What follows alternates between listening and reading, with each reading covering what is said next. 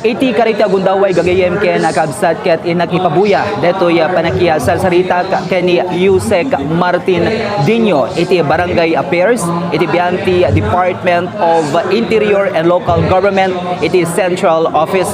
Dinayaw na gagayem ken kabsat iti naaramidan ni punong Barangay Juji Jimenez iti Barangay Poblasyon Burgos Ilocos Norte iti malalang awards iti lugar da gagayem ken kabsat gapuanan na dati Barangay Poblasyon Burgos Ilocos Norte ket nagbalinen tourist destination ken pagturturungan dagiti na dumadumang barangay officials iti Ilocos Norte ken iti kabangibang lugar pakiramanan na payan iti Cebu Bukel Pagilian Pilipinas. Iti karita gundaway mga kaibigan iti buyaen detoy panakisalsarita ken ni Yusek Martin Dino.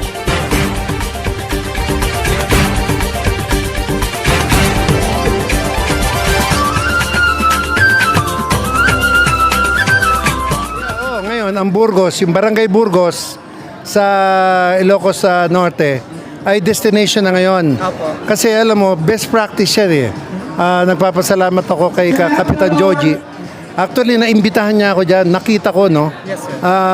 How yung Barangay Council ng Burgos, talagang hindi sila umasa sa pera ng barangay. Talagang they go out of the box. Sila yung naghanap ng pera para makapag-project. At sana maging best practice ito. Magaya ng mga ibang barangay, most especially in Ilocos. Tandaan nyo ang Ilocos dati ang jewel of the North. Ibalik natin yun. Dapat maging tourist destination ang Ilocos Norte. At yan, magagawa lang yan. Tandaan nyo, sa barangay mag-uumpisa yan. Yes, Kamukha ng ginawa ni Kapitan Joji na kung saan talagang sana ito magaya ng ibang barangay. Alam mo naman, basta yung kaibigan ko, Go Burgos, Aria Burgos. Di ba? Tandaan nyo, ngayon, best practice yan at ngayon pupuntahan na yan. Okay. Okay. Sir, yung mensahe mo sa lahat ng mga umattend for this congress? Yeah, I'm very, very happy na napakaraming umattend dito. Tapos directly, naibigay ko sa kanila kung anong mensahe ng DILG, most especially yung aking opisina, the Department of Interior and Local Government under Barangay Affairs. Yes, sir. Oo. Kaya ito, malinaw kung anong trabaho nila, malinaw kung anong gagawin nila. And of course, Kap, thank you very much. Dito ka sa tabi ko. This is an interview. Una-una, nagpapasalamat ako sa Liga President ng Ilocos Norte. My friend, bati ka naman. Magandang hapon po sa inyo lahat dyan.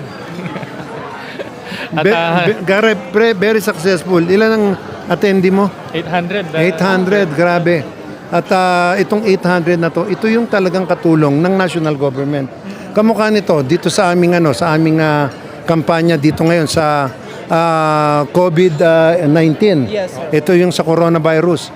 Alam mo ba na dapat intact yung BERT, Barangay Health Emergency Response Team, na ito, lahat ng barangay ngayon dito sa Ilocos Norte ay nakahanda na to. Tapos siyempre, yung bagong IO namin, yung Barangay Isolation Unit, dapat malaman ito.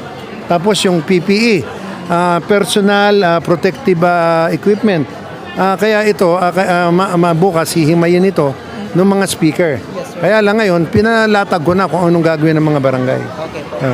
And of course, yung kaibigan ko, si President Elmer, thank you for this at sana gumaya lahat ng mga Liga President sa buong Pilipinas na ganito ang maging sistema natin. Thank you very much. And of course, to my friend.